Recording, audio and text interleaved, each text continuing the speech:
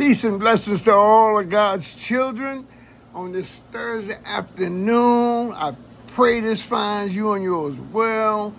And if you're not, I pray peace and healing upon you. I was listening, my sister, shout out to my sister, Beverly Black. She's got a podcast that comes on Tuesdays and Thursdays. On Tuesdays, it's like a sisterhood, sisterhood. I mean, that's culturally, but it's just a bunch of what you got women, man, a lot of people in there, but it's just good energy in the meeting when you have young women, older women just exchanging spirit, and they doing it in the spirit of God. I mean, it's a Christian platform. Ain't no, I mean, they have their own form of fun, but it's a positive set, and I think we need more of that.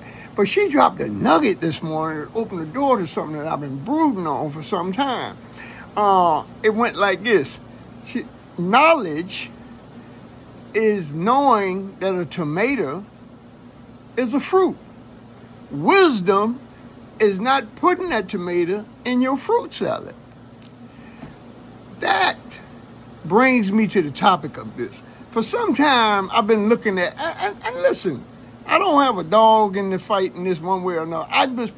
I'm putting the question out there. No, I'm not putting it out there to be adversarial, debatable, or nothing like this. A lot of the people that we have placed in the authority to lead us to believe that ancient cultures were not as intelligent in many fields or sciences, and even to some extremes, I don't think everything is evidence of an alien race of people. Now, I don't know. I'm just saying, but I do know this. Farmers, shout out to the farmers. I'm gonna tell y'all something. We done let some people run some things, and we all know this already now in our hearts. They ain't been good managers of stuff. Y'all better, and I'm talking myself too, we better get into some learning and knowledge of learning how to grow food. Farmers have all time, and I mean in the Bible, Jacob later became Israel. Read that 30th chapter of Genesis. Starting verses 31 on down to the end of it, down to about 42. And what Jacob uses is a form of genetic manipulation when his father-in-law, Laban had plenty, he had more moves than a breakdancer, but Jacob had moves too.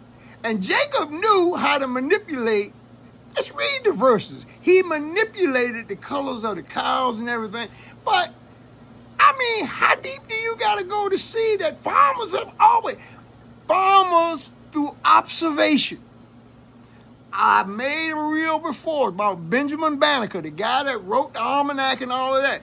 Farmers are attuned just through what they got to do. They know they work with the earth. They know that the weather systems and all this, but it goes back much deeper than that.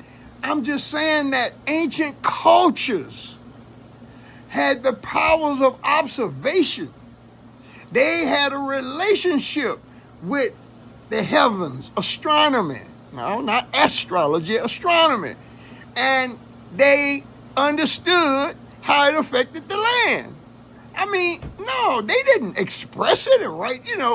Technology now makes that pretty obvious. But in spite of all that, I think we need to admit a few things. A lot of the things that we have formed very powerful opinions about, we're taking information from people that maybe weren't as smart as they thought. They're smart in their own fields. But listen, what you don't know is always greater than what you know. Now, if you live long enough, you're going to find out that some of them things you are thinking now as just, you're going to find out later on, it's not such a good idea.